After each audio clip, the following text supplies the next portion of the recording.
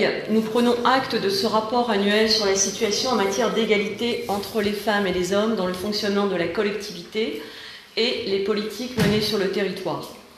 Ce rapport doit être une véritable opportunité pour notre collectivité. Il permet chaque année de diagnostiquer et d'analyser les faiblesses et les forces dans ce domaine. Évaluer les politiques en matière d'égalité femmes-hommes est non seulement efficace, mais indispensable pour parvenir à l'égalité réelle.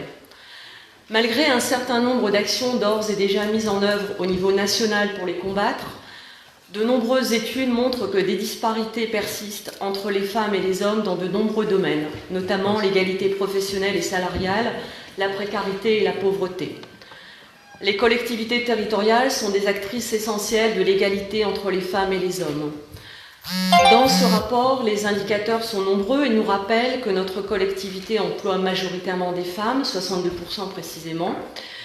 Le travail à temps partiel concerne très majoritairement les femmes et que parmi ces femmes travaillant à temps partiel, elles sont proportionnellement plus nombreuses en catégorie C qu'en catégorie A.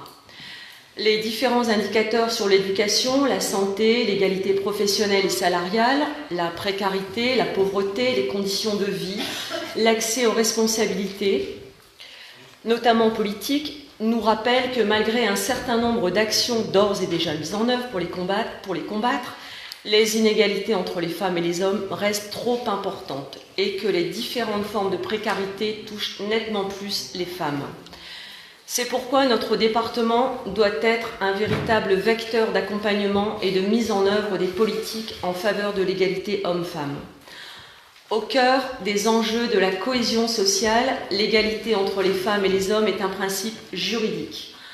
En matière salariale, en France, nous constatons que la loi qui fixe le principe à travail égal, salaire égal n'est toujours pas appliquée et les inégalités persistent.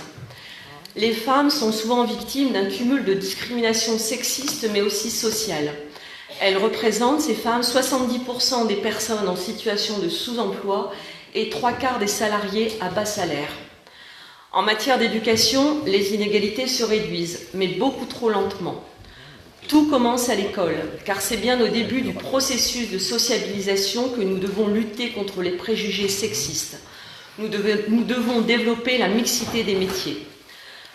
Concernant la lutte contre les violences faites aux femmes, nous devons poursuivre et amplifier nos actions en nous appuyant sur les professionnels de notre collectivité, mais aussi sur les associations qui œuvrent au quotidien auprès de ces femmes en détresse.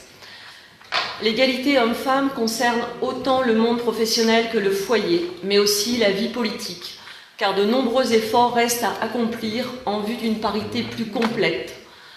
Malgré les efforts et malgré les réformes et d'évidents progrès, les femmes restent encore minoritaires parmi les élus. Et si les lois successives sur la parité ont permis de faire élire beaucoup de femmes, celles-ci n'ont pas forcément accédé à des fonctions de responsabilité locale.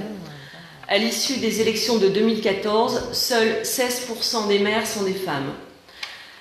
La question de la parité renvoie à des choix de société, par-delà la représentation politique. Il paraît difficile d'aller plus loin sur un plan législatif et ce sont plutôt certains comportements ou visions de la société qu'il convient de faire évoluer. Aussi, mesdames, messieurs les élus, nous avons besoin de politiques publiques à la hauteur des enjeux, mais aussi de l'implication de l'ensemble des élus. Merci de votre attention. Merci. Y a-t-il d'autres, Monsieur Cadier?